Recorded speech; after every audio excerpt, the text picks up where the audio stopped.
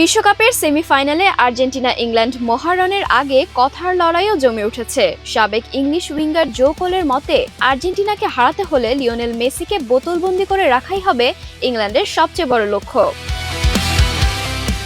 Netflix স্পোর্টসের একটি আলোচনায় গ্যারি লিনেকার, অ্যালান শিয়ারার ও মিকা রিচার্ডসের সঙ্গে কথা বলতে গিয়ে জো কোল বলেন, আমাদের মেসিকে ঘুম পাড়িয়ে দিতে হবে, আমরা ওকে ঘুম পাড়িয়ে দেব 100% নিশ্চিত। তার এই মন্তব্যে উপস্থিত অন্যরা রসিকতা করে তাকে থামানোর চেষ্টা করলেও কোল আত্মবিশ্বাসী কণ্ঠে যোগ করেন, আমি এখনই বলছি, আমরা এবার বিশ্বকাপের ফাইনালে যাচ্ছি।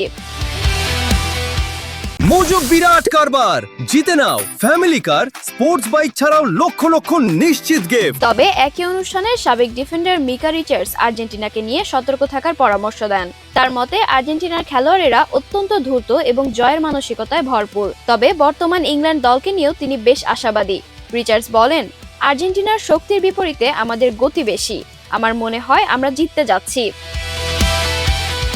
এদিকে সাবেক ডিফেন্ডার গ্যারি নেভিল আর্জেন্টিনার সেন্টার ব্যাক জুটি ক্রিস্টিয়ান রোমেরো ও লিজান্দ্রো মার্টিনেজকে নিয়ে মিশ্র মূল্যায়ন করেছেন। তার ভাষায়, এই জুটি কখনো বিশ্বের সেরা, আবার কখনো সবচেয়ে দুর্বল বলেও মনে হয়। তবে আর্জেন্টিনার জার্সি গায়ে তারা প্রায়ই নিজেদের সেরাটা উজাড় করে দেয় বলেও মন্তব্য করেন নেভিল। মাঠে লড়াই শুরুর আগেই সাবেক তারকাদের মন্তব্য ম্যাচটির উত্তেজনা আরও বাড়িয়ে দিয়েছে।